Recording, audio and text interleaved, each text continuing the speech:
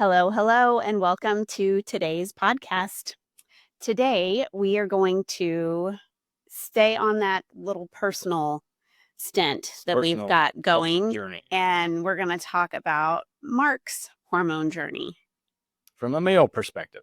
Yes.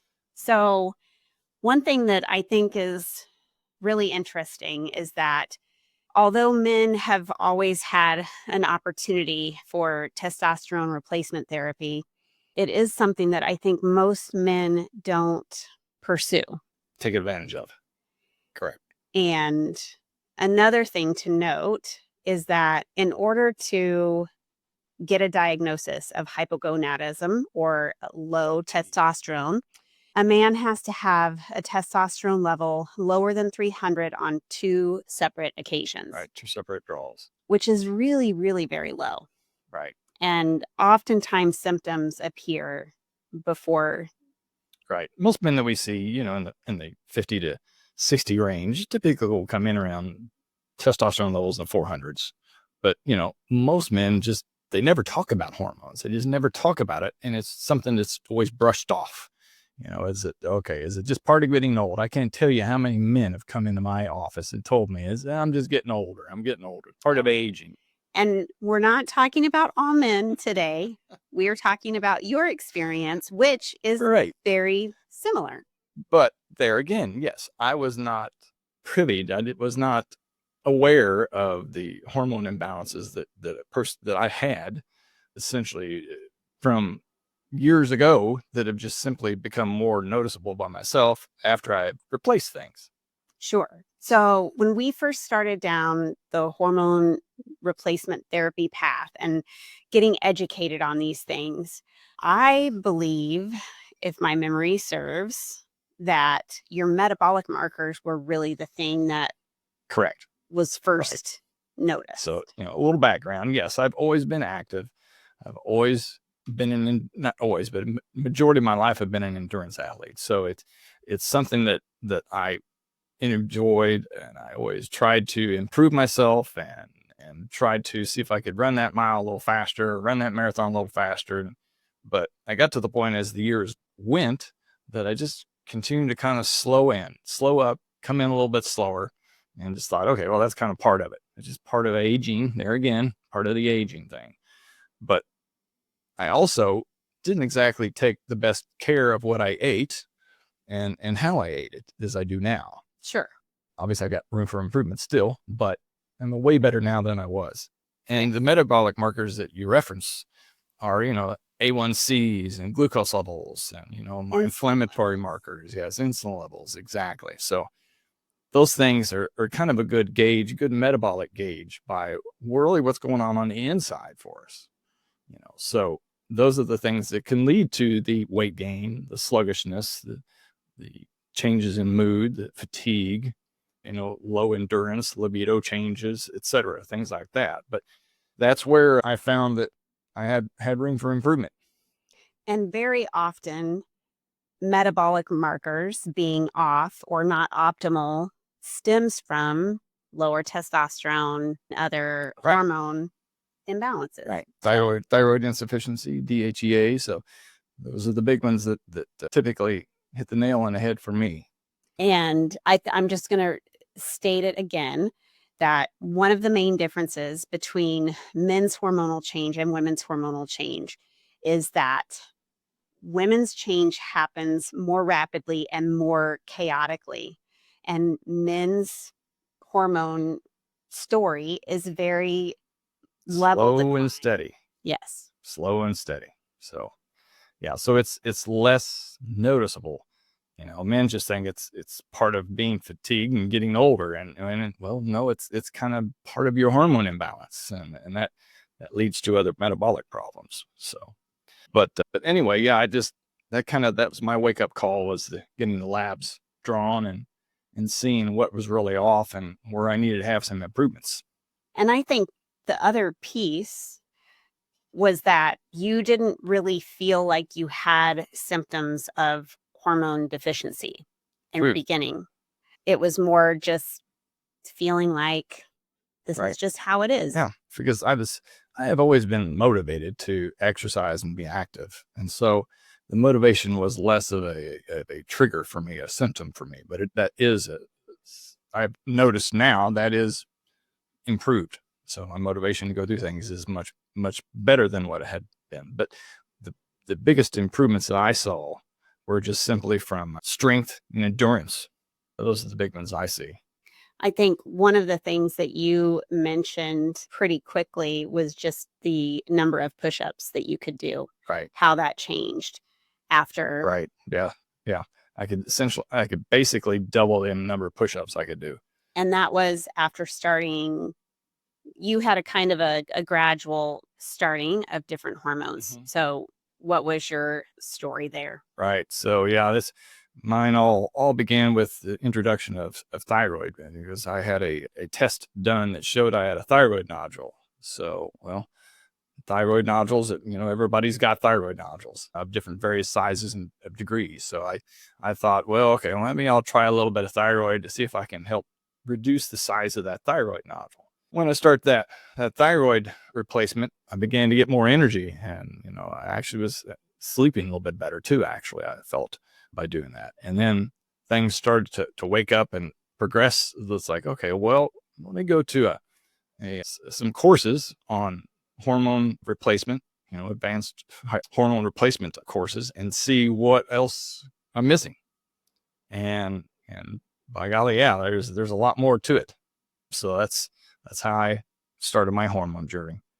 And then once I started replacing those, and I found I had more fuel in the tank, and things were doing much better.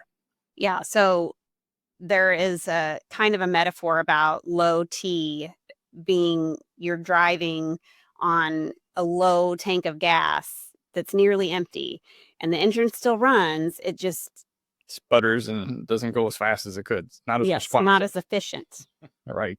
So, but symptoms of low testosterone for men, in general, I'll just hit a few of those. I mean, low energy, that loss of drive, that motivation, kind of also a decrease in libido, and as well as, even weak morning erections for men that have lower T's. And one thing, just as you're talking about erection, we talk a lot for women that your cycle is part of it's a vital sign. It kind of lets us know how things are working, and erections kind of do that same thing for men. A menstrual cycle for a female is the same as a men's erection. Exactly. So morning erections can be weaker in men that have low testosterone levels, and replacing that does help that. But one thing that I'd like to encourage most of the men that we have in our practice is that we're able to reduce their visceral fat, by improving testosterone levels. Now, obviously, testosterone has a multitude of things that it does, all the way from brain, bone, cognition, as well as, reducing the visceral fat. But the visceral fat is the metabolic part of that makes us unhealthy. And that is something that I always try to encourage men that are on testosterone, that we anticipate them improving that. And it does. It's not immediate, but it does work in time. So some of the statistics that we looked into, which again, to get an actual diagnosis of low T or hypogonadism, only 40% of men over 45 are clinically diagnosed as such. Low testosterone. Now, is that the 300 mark, or is that just low? Still being what we call normal, but not optimal. Our optimal levels are well up into the upper hundreds as when we're younger, and it just continues to go downhill. We have a slow and steady decline, but very few men, some studies 5 to 10% of the men ever diagnosed or treated for low testosterone. So you're talking about a pretty small amount of men that ever see any recovery from that. And then back to the metabolic connection. Men with low T are 2 to 3 times higher, have 2 or 3 times higher rate of metabolic syndrome, which then progresses into type 2 diabetes. So you're also have an increased risk of developing type 2 diabetes. And the metabolic syndrome, for those that are wondering, it's increase in waist circumference, elevated triglycerides, low HDL, elevated fasting glucose levels, and blood pressure that's elevated. So those are the metabolic syndromes. And a lot of people, men and women for that matter, have metabolic syndrome problems. The big ones that, that I see with testosterone replacement, is basically muscle improvement, muscle maintenance, and muscle synthesis, as well as push-ups. As well as glucose control and, mood and energy, and of course libido. Those are the big ones for that. The other hormone that's substantial that we alluded to earlier was thyroid. Well, thyroid also can give you that sluggish fatigue feeling. This is low thyroid. Correct. With low thyroid. Exactly. And again, we'll say that hypothyroid is different than having symptoms of thyroid deficiency. There is it's different. Right. So lab markers, TSH lab markers are typically what is followed to diagnose somebody with hypothyroidism. Technically, you can also talk about free T4 is one of the markers for thyroid deficiency. But when we look at thyroid for hypothyroidism, that is, for thyroid deficiency, we're going to be looking at free T3, which is the active form for thyroid. And then base it all upon symptoms that a person has too. So hair thinning, constipation, slow metabolism, high cholesterol, sluggishness, like you mentioned. Yeah. But, there's a big difference between hypothyroidism and thyroid deficiency. They both will create similar symptoms, but a lot of people walk around out there with just a thyroid deficiency related to symptoms associated with that thing. So, and DHEA is the other hormone that I was introduced to myself, which is basically a precursor. It comes from the adrenal glands. It's a precursor for testosterone, but that can also improve your fat metabolism and your immune system.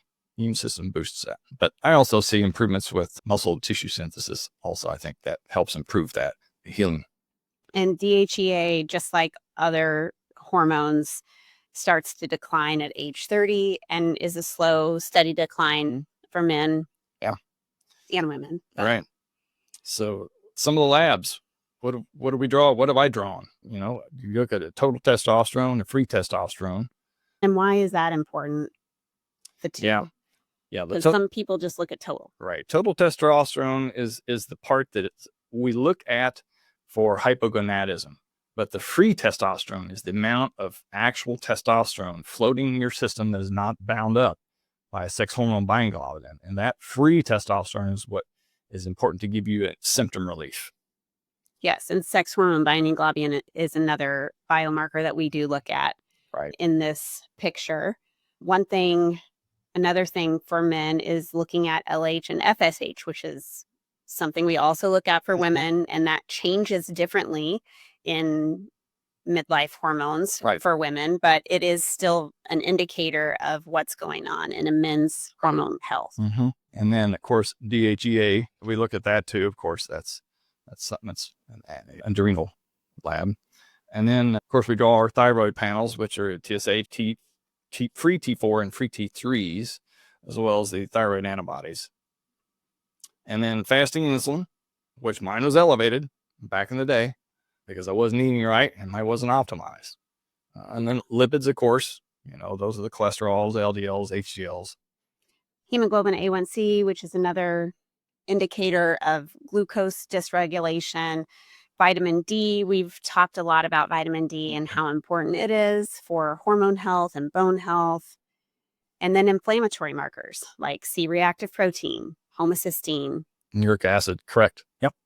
So, but it's just helps us get the overall picture about how things are changing and how things are doing and what areas can be improved.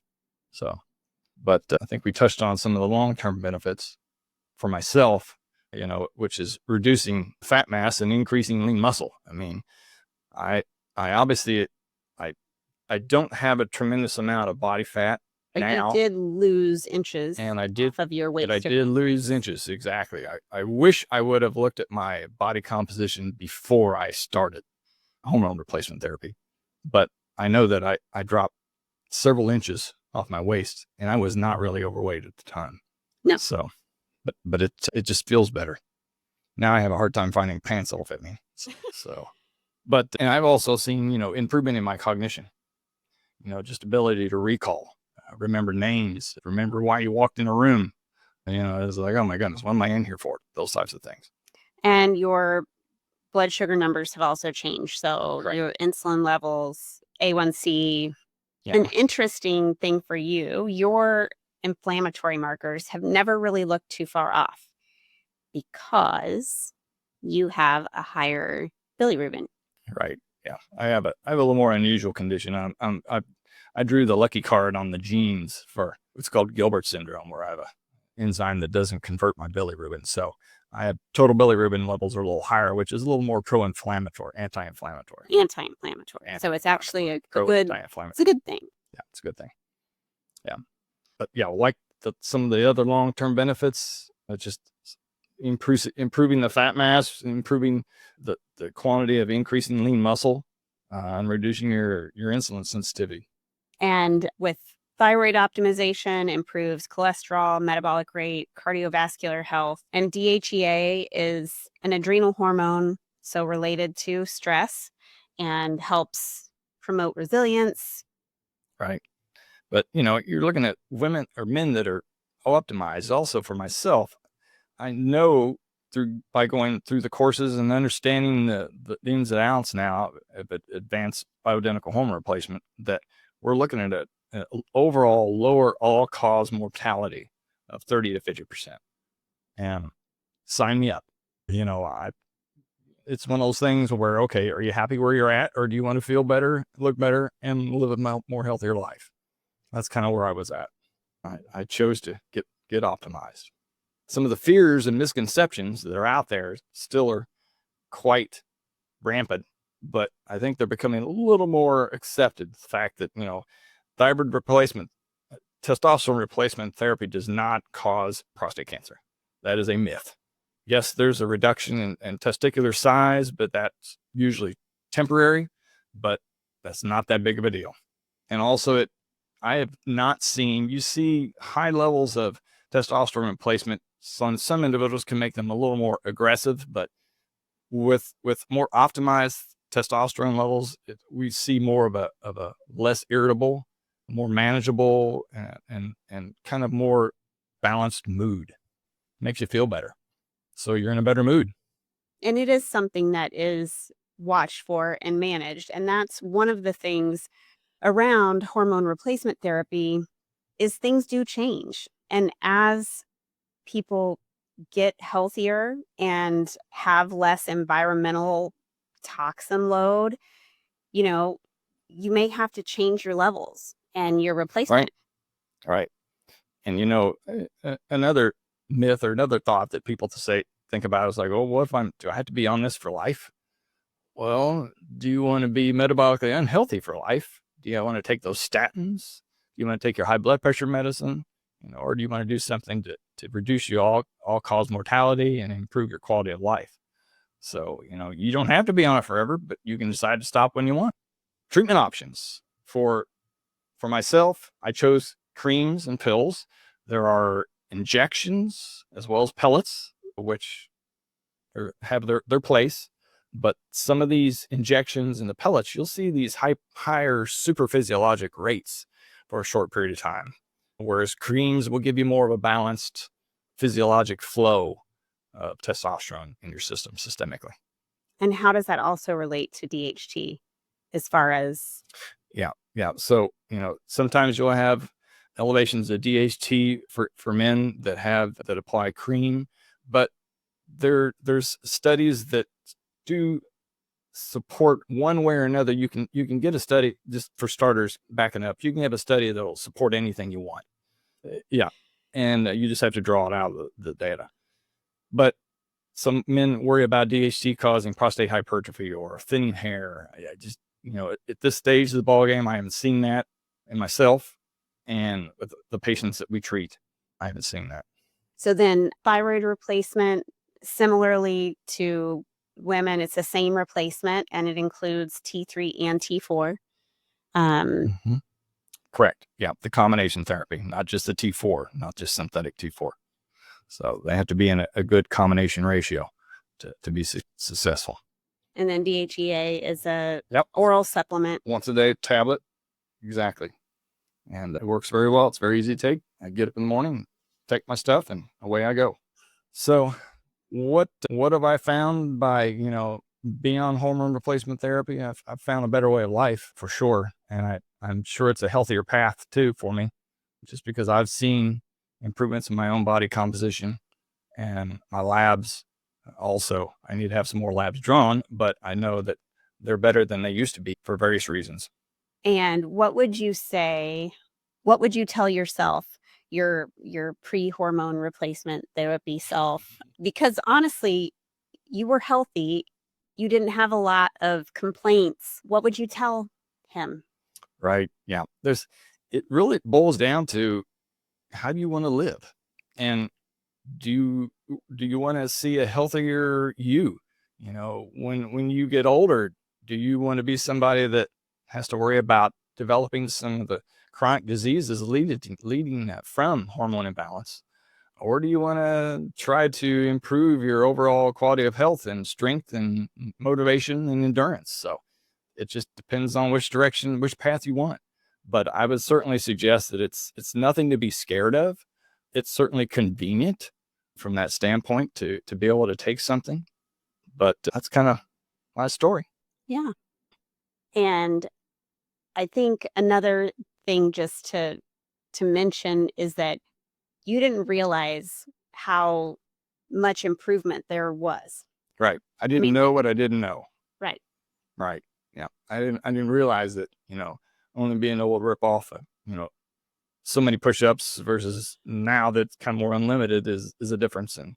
And I'm not just active during sports. I'm also very active around my house doing projects and jobs and things like that. And we're pretty active about traveling too. And we travel, we go on events, we go to events and running and hiking and biking events. And I don't have any troubles performing those events anymore.